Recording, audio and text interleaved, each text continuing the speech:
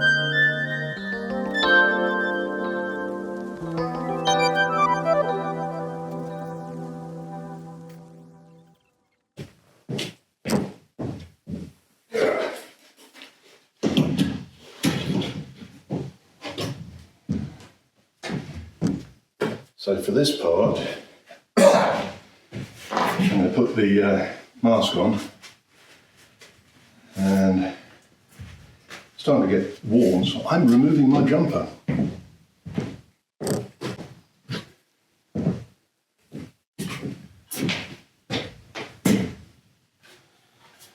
Oh dear.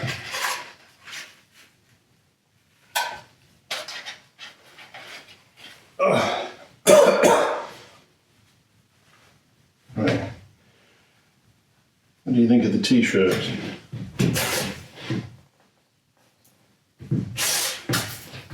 It's from Laura Kampf. You can find her on YouTube. If you look at the description comments just down below this video, I'll put a link in for her. lovely lady doing an old house in Germany, I think. Either way, far more professional than me. She knows what she's doing. I'll just get the microphone and then start sweeping. Actually, there's no point for the microphone. You can't hear me with this on. See you in a sec.